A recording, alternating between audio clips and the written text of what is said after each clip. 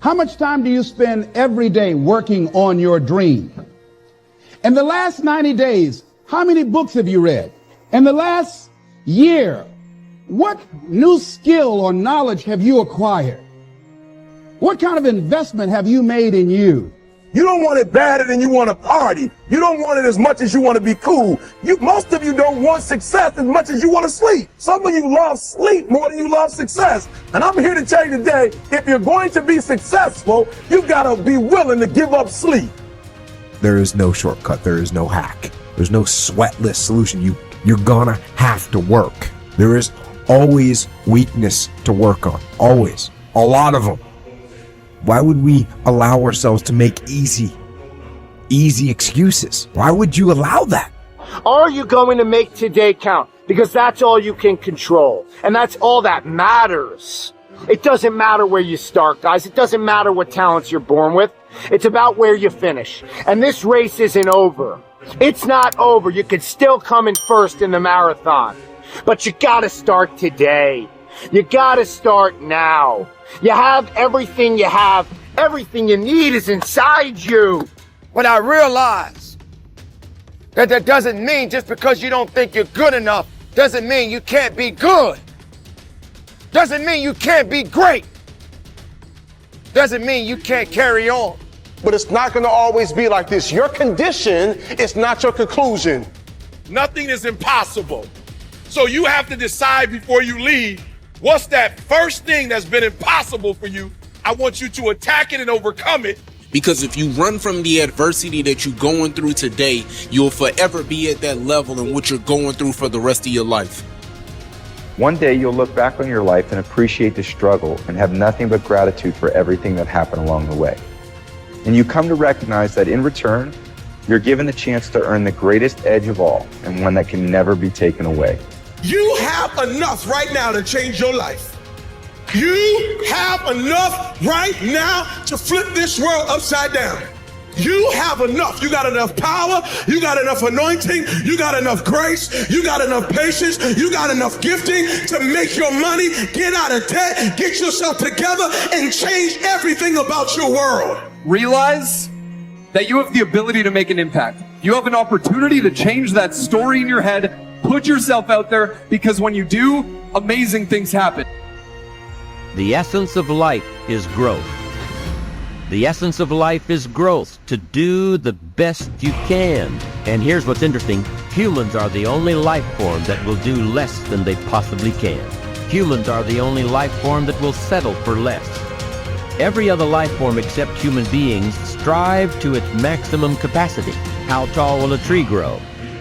Approximately as tall as it possibly can. You never heard of a tree growing half as high as it could. No, trees don't grow half.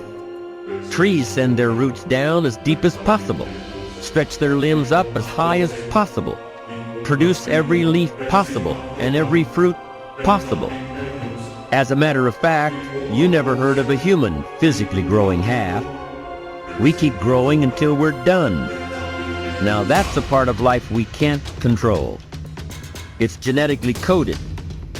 And that's probably why we keep growing till we're done. Because we can't control that part. It's the rest of our growing that we control. The growing of our minds, the expansion of our minds, that we can control. And that's what tends to get away from us. All life forms inherently strive to their max except human beings. Now, why wouldn't human beings strive to their maximum possibility? Here's why. Because we've been given the dignity of choice. It makes us different than alligators and trees and birds. The dignity of choice makes us different than all other life forms.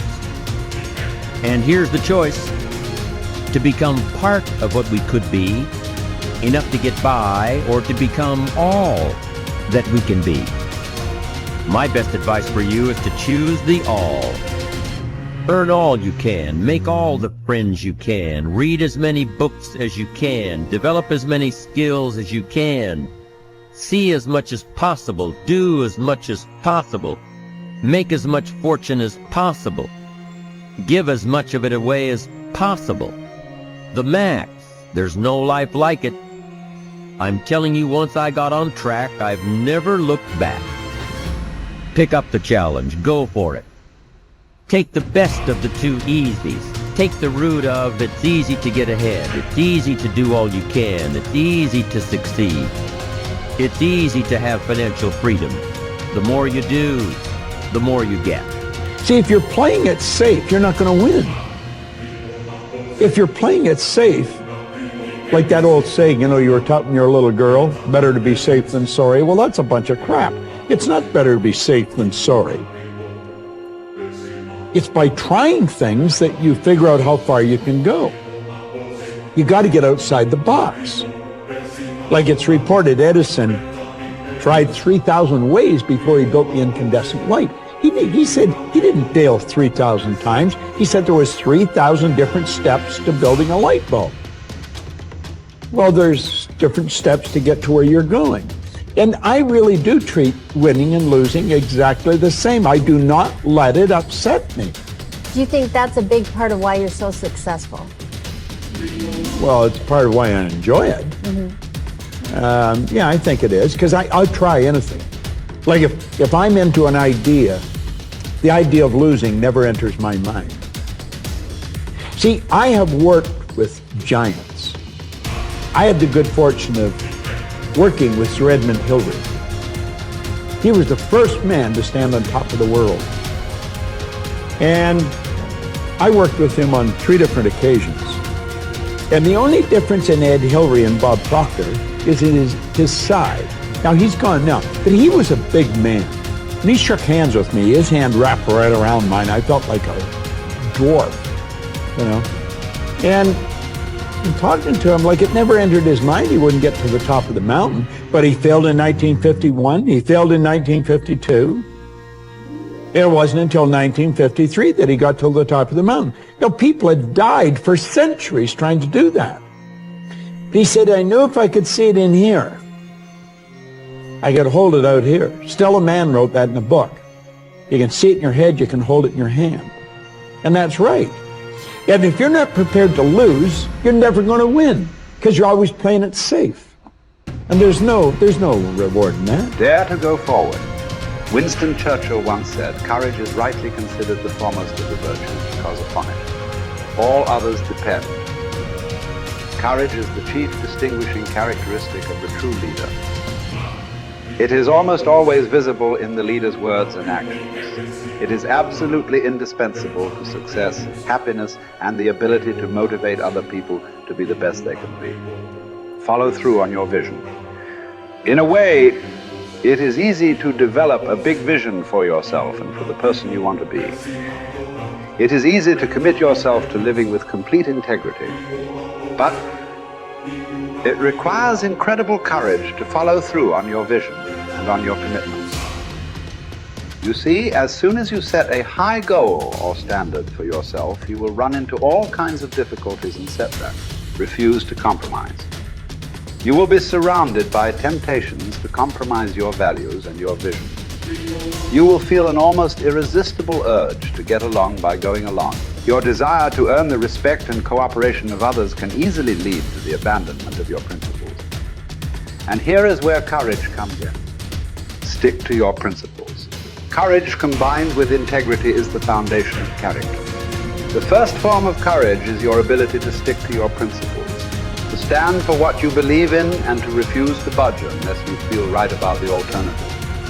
Courage is also the ability to step out in faith, to launch out into the unknown, and then to face the inevitable doubt and uncertainty that accompany every new venture. Avoid the comfort zone. Most people are seduced by the lure of the comfort zone. This can be likened to going out of a warm house on a cold, windy morning. The average person, when he feels the storm swirling outside his comfort zone, rushes back inside where it's nice and warm. But not the true leader. The true leader has the courage to step away from the familiar and comfortable and to face the unknown with no guarantees of success.